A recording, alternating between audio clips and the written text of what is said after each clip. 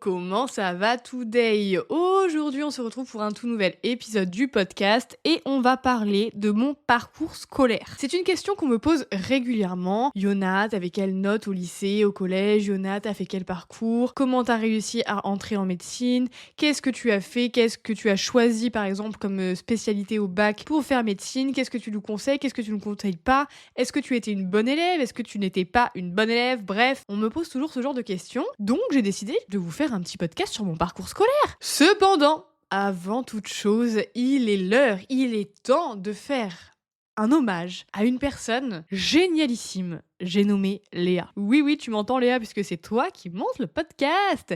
Et oui, mesdames et messieurs, pour l'été, j'ai réussi à dégoter une monteuse exceptionnelle, avec un talent hors pair. J'ai nommé ma meilleure pote, Léa, qui s'est gentiment proposé de monter les podcasts durant l'été. Enfin, je sais même pas quoi dire, en fait, tellement j'ai trouvé ça gentil et...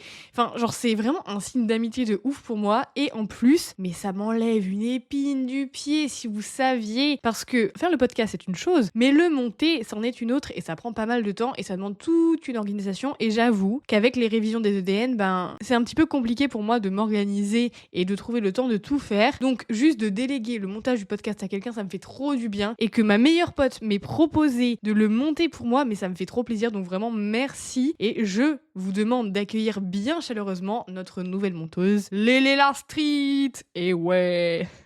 On va donc remonter à la maternelle pour arriver au lycée et à la LAS jusqu'au moment où j'ai choisi en fait de rentrer en médecine. Et je vais vous expliquer un petit peu tout mon parcours scolaire qui n'était pas un parcours scolaire, enfin si, c'était un parcours scolaire classique, mais je n'étais pas une élève brillantissime ou excellente dans toutes les matières et vous allez comprendre pourquoi. Enfin bref, installez-vous confortablement. Prenez un petit thé, un petit café, allez courir, allez marcher, allez vous mettre dans le canapé, bref, faites ce que vous voulez. Mais en tout cas, on est parti.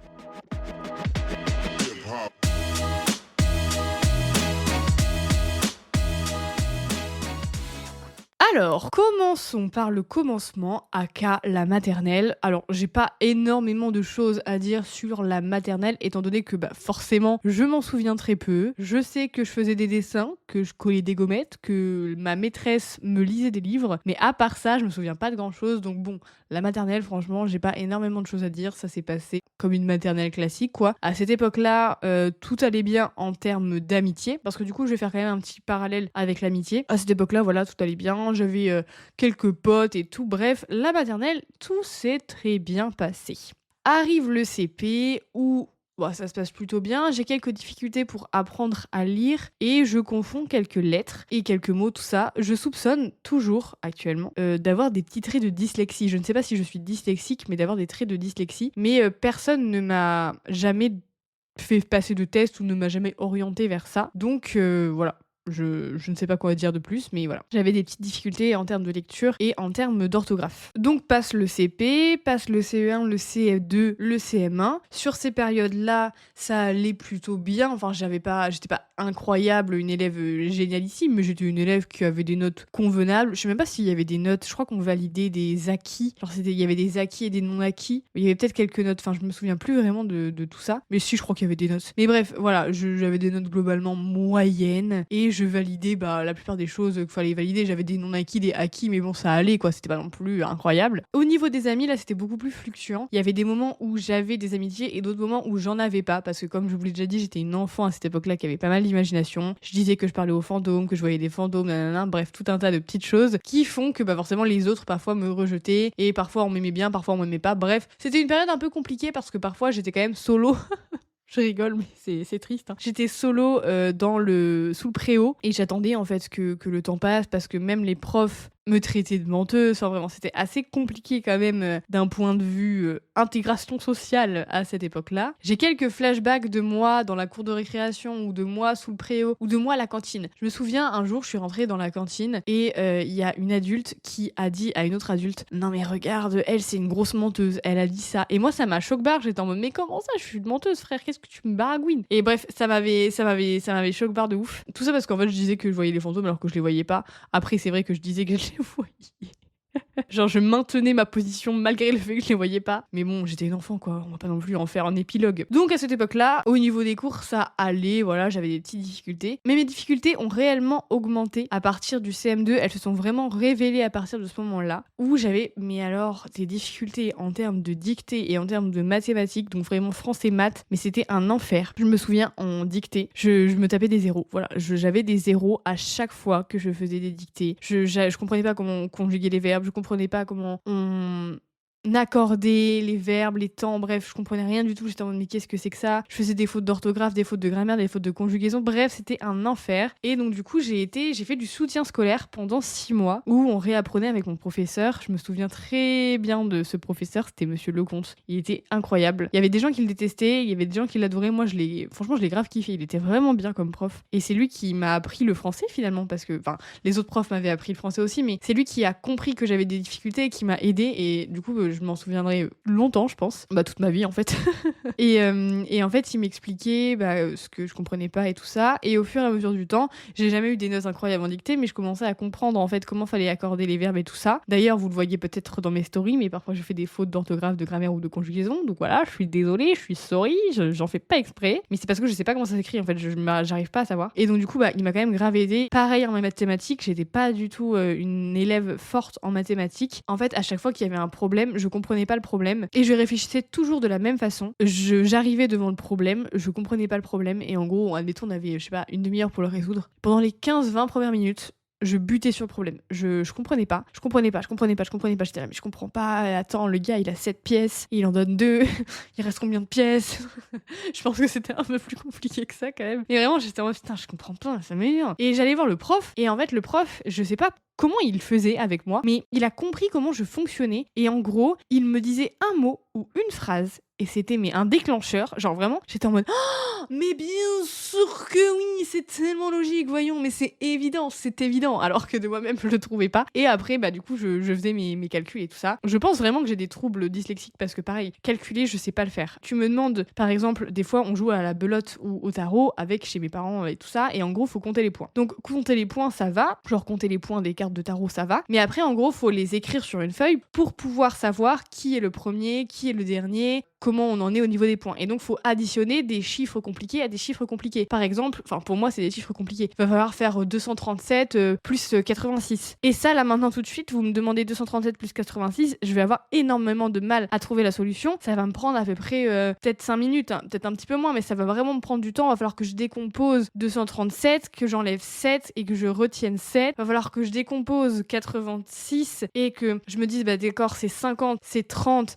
et c'est 6. Donc, je fais 230 plus 50 plus 30, ça va me donner... alors attendez, je réfléchis avec vous. 250 plus 30 plus 50... Non, attendez. 230 plus 50 plus 30, ça fait 280 plus 30, ça fait 310. Et après, il faut que je fasse 6 plus 7, ça fait 13. Donc, ça fait 323. Mais je suis pas sûre de ce que je viens de vous dire. Hein, c'est pas fiable. Moi, quand je calcule, c'est pas fiable. Donc voilà, j'avais énormément de difficultés en termes de calcul. Et je pense que vous l'avez vu si vous regardez mes lives TikTok. Là, vous l'entendez pas au podcast parce que j'essaie de faire attention. Et quand il y a des mots qui butent, forcément, je les coupe. Mais en fait, j'ai des problèmes de prononciation aussi. J'ai du mal à prononcer des mots. J'ai du mal à dire certains mots. Ou quand je lis des mots, je les lis pas vraiment bien. Je les lis un peu à ma sauce. Enfin, vous voyez ce que je veux dire? Je confonds les S, les C, les D, les B, les P, les Q. Bon, voilà. Non, mais je suis dyslexique, voilà, il y a un moment donné, faut se le dire. Bref, ce prof m'a beaucoup aidée et donc là, j'arrive au collège. Au collège, j'étais une élève qui se faisait harceler. Voilà, j'étais une élève qui se faisait bully par les autres, tout simplement parce que mes parents m'ont donné un très joli prénom, parce que j'adore mon prénom, c'est Yona. Et les enfants, forcément, à cet âge-là, on est un petit peu, comment dirais-je poliment, un petit peu bébête, et on m'appelait Fiona.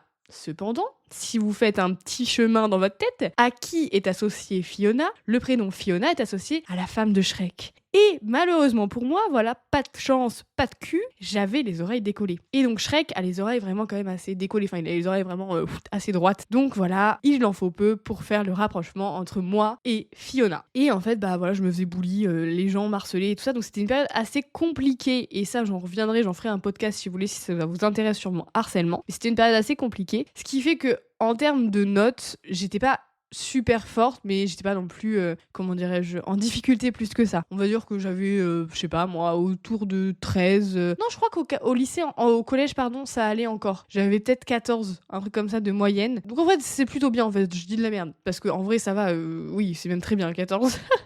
Mais par contre, il y avait des matières auxquelles j'avais des difficultés, notamment les maths. Voilà, les maths, ça a toujours été compliqué pour moi. Le français, en termes de dictée, pareil, c'était toujours assez compliqué. Quand il fallait inventer des choses, quand il fallait inventer des histoires, quand il fallait faire des petites dissertations, expliquer des petits trucs, là, il n'y a pas de problème. Par contre, quand il fallait faire des dictées, j'étais en mode, oula, oula, mon gars, qu'est-ce que tu me racontes, toi? Mais globalement, on va dire qu'au collège, bah, ça allait. Par contre, j'étais extrêmement nulle en sport. C'est assez. Enfin, en fait, j'aimais pas le sport et c'est assez drôle parce que là, je veux courir un semi-marathon. Ça n'a pas de sens, mais c'est pas grave. Donc, au collège, ça allait, mais par contre, plus ça avançait, plus c'était compliqué. Enfin, compliqué. Je sais même pas si je peux dire que c'était compliqué, mais c'est juste que voilà, je me mettais une certaine pression de réussite. Et par exemple, pour le brevet, je sais que je me suis mise une énorme pression et bah, j'ai eu un brevet excellent. Enfin, franchement, j'ai eu la mention très bien. Donc là, c'était excellent en termes de brevet. Mais vous allez voir qu'après, c'est plus pareil. Donc j'avoue que le collège, en fait, je disais que c'était difficile au début, là, tout à l'heure quand j'ai commencé, mais je pense que c'est parce que je l'associe au harcèlement. Quand on est factuel et qu'on regarde les notes, en termes de notes, j'étais plutôt, entre guillemets, une bonne élève. Par contre, sur le reste, c'était beaucoup plus compliqué. Et il y avait quand même des difficultés, notamment en maths. Je me souviens de mes profs de maths. Des fois, j'avais l'impression qu'ils étaient désespérés parce que je posais des questions. Ils étaient en mode, mais qu'est-ce qu'il comprend pas cet enfant, c'est pas possible. Donc j'avais pas des notes incroyables en maths, hein. J'avais une bonne moyenne générale, mais c'est parce que j'adorais l'histoire géo par exemple. J'étais très forte en histoire géo, pourtant je me souviens de rien du tout. J'avais peut-être 18 ou 19 de moyenne en histoire géo, donc un truc incroyable. Par contre mathématiques, ouais, j'étais à 12, pas plus quoi. Et vraiment c'est parce que j'essayais de comprendre et de travailler, parce que je pense que si je travaillais pas, j'aurais pas réussi entre guillemets à avoir 12 sur 20 quoi. Mais bref, le collège, on va dire que ça s'est plutôt bien passé. Je m'en sors avec un brevet mention très bien, donc jusque là ça va. Je suis une élève en gros avec des petites difficultés, mais des difficultés qui sont, comment dire, améliorables, enfin qui sont qu'on peut prendre en charge et qui fait que j'arrive à avoir une scolarité plutôt intégrée, malgré le fait que les gens m'aiment pas trop, et que j'arrive à avancer comme ça jusqu'au lycée. Le lycée, alors le lycée, là par contre, on change d'ambiance. Là, on change d'ambiance. Je me prends une claquose dans la tronche. Première note, 4. Aïe, aïe, aïe, aïe, aïe, aïe, aïe, 4, j'étais là, oh là là là. Et puis, mes parents me mettaient pas vraiment la pression, genre, ils étaient pas derrière moi. Est-ce que Yona, tu fais tes devoirs? Est-ce que machin? Parce que je me mettais la pression moi-même, donc il y avait pas besoin de me la mettre. Mais, par contre, si j'avais des mauvaises notes, ils étaient en mode, pourquoi t'as eu ça? Pourquoi t'as pas eu ça? Et c'est pour ça aussi qu'au collège, je me mettais la pression. Une des phrases préférées de mon père, c'était, par exemple, si, admettons, j'amène un 16 en histoire géo, il va dire, ah super, t'as eu 16, mais pourquoi t'as pas eu 20? Non, il va même pas dire, ah super, t'as eu 16, il va dire, pourquoi t'as pas eu 20? Ah oui, d'accord, donc on met la pression, d'accord, ok mon gars, ok. Mais donc voilà, c'est pour ça qu'au collège, j'avais des difficultés. Quand je me souviens chez moi, j'avais du mal à comprendre, mais en fait, je me mettais un peu la pression pour être en mode, allez, faut que j'y arrive, parce que bah, du coup, sinon, on me pose la question de pourquoi t'as pas 20, et du coup, vu que c'est ton parent qui te dit ça, et que toi, t'es encore une enfant immature, bah, tu veux forcément rendre fier ton parent, et t'es en mode, ah, il est pas content. Donc, au lycée, moi, j'arrive, première note, un 4. J'étais en mode, oula, déjà, tu dois te calmer, parce que là, ça va mal se passer entre toi et moi, je te le dis direct. N'importe quoi, j'ai pas du tout ça. Mais c'était une note en français, et j'étais en mode, ah, ouais, on change d'ambiance, ok. Et là, ben, là, c'était compliqué. Là, le lycée, c'était plus difficile. Déjà, il faut savoir qu'à la fin de ma première année de lycée, donc c'est quoi, ma seconde? Oui, c'est ça. À la fin de ma seconde, on m'a demandé de faire un stage de remise à niveau, passer en première, parce que je voulais passer en première S, parce que du coup, à cette époque-là, les bacs, c'était bac L, bac S, bac STMG, bac ST2S. Voilà, je crois qu'il y avait ces genres de bacs-là, si je me trompe pas. Et moi, je voulais prendre un bac scientifique, parce que à cette époque-là, j'avais envie de travailler dans la santé, donc je savais pas encore que je voulais faire médecine, mais j'avais envie de travailler dans la santé, donc j'étais en mode bon bah ok, nickel, je vais faire un bac S. Peut-être 11 de moyenne générale à la fin de la seconde, et on me dit bah écoute Yona, franchement, il faut que tu fasses un stage de remise à niveau pour reprendre les bases, parce que bah du coup, sinon on te valide pas et tu ne passeras pas en bac S. Je fais ce stage de remise à niveau où on revoit les bases, les puissances, les machins, les bidules. C'était beaucoup de matières scientifiques forcément, donc il y avait beaucoup de physique-chimie, de maths, un petit peu de SVT, mais voilà, c'était vraiment une remise à niveau scientifique. Ça a duré une semaine et en vrai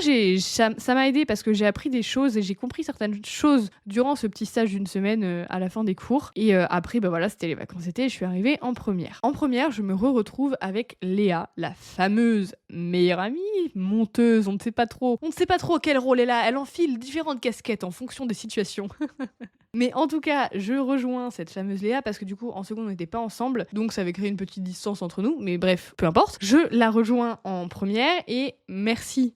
Je ne sais pas qui a eu l'idée de la mettre dans la même classe que moi, mais c'était incroyable parce que moi, en maths, j'étais perdue. C'est-à-dire que là, on m'avait perdue. Là, par contre, c'était trop pour moi. J'étais en mode, là, ça y est, je ferme boutique, je ferme les rideaux. Là, je ne comprends plus rien. Et donc, du coup, moi, si je faisais une évaluation seule, j'avais entre 6 et 9. Voilà. Par exemple, quand on faisait des évaluations de mathématiques et que tu calculais et tout ça, j'avais entre 6 et 9. Donc vraiment, je n'y arrivais pas. J'étais en mode, je ne comprends pas ce que tu essaies de me dire. Je ne comprends pas. Qu'est-ce que tu veux me dire? Je comprends pas. Et donc du coup, heureusement qu'il y avait Léa, parce qu'on avait des DM de maths à faire à la maison et tout ça. Et Léa m'a sauvé la vie. Mais en fait, elle a sauvé ma moyenne en maths parce qu'en fait, elle adore les maths et elle comprenait en partie pas mal de choses en mathématiques. Donc, c'était grâce à elle qu'on faisait les DM et aussi grâce aux autres personnes parce qu'on se filait un peu les réponses. Mais bref, si je n'avais pas eu Léa dans ma vie à cette époque-là, franchement, je sais pas ce qui serait passé. Je sais pas ce qui serait passé, je vais pas vous mentir. Et donc, du coup, elle m'aide pour les maths, mais un truc de fou.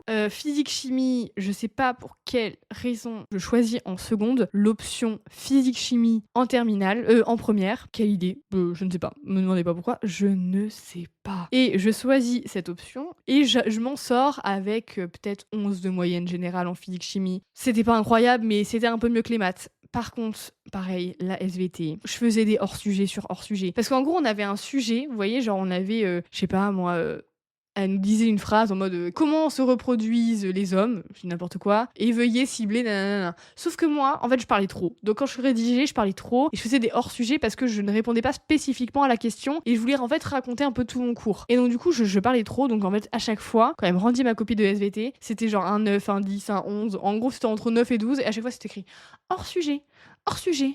Hors sujet, j'étais en mode, mais en fait, vraiment, j'avais envie de prendre la copie et de lui mettre dans la teutée. Bon, je l'ai pas fait, mais ça m'a saoulée. J'étais en mode, mais comment ça hors sujet? Vraiment, à chaque fois, je rentrais dans la voiture parce que ma daronne venait me chercher le soir. Je le rentrais dans la voiture, j'étais en mode, putain, j'ai encore fait un hors sujet et j'ai encore eu un 600 maths. Elle était en mode, mais qu'est-ce que tu branles, Liona? J'étais en mode, mais je sais pas, en fait, je sais pas. Moi, je suis là, on me dit de faire ça, je suis en mode, bam, bam, bam, je rends la copie, on me dit, c'est pas ça. Je suis en mode, mais qu'est-ce que tu me veux? Et après, je comprenais pas, j'étais en mode, mais oh là là, bref. Pour vous dire, en gros, faire un petit bilan jusqu'à maintenant, la maternelle, bon, ça va. La primaire, ça va jusqu'à la CM2 où là, je fais du soutien scolaire parce que vraiment grosse difficulté. Le collège, plutôt bien. Le lycée, alors là, on m'a perdu. Le lycée, on m'a perdu. Donc, voilà, se passent en fait les années de première et terminale toujours sur la même thématique. Hein, on va pas se mytho. Toujours sur les mêmes problématiques. Moi, les maths, je capte rien. L'SVT, je fais des hors-sujets sur hors-sujets. Les langues, je suis pas très forte. Moi, franchement, quand on commence en fait en médecine, on fait un petit test d'anglais pour savoir dans quel groupe d'anglais on va être. D'accord? On fait un test d'anglais. J'ai niveau A2. Est-ce que vous savez ce que c'est le niveau A2?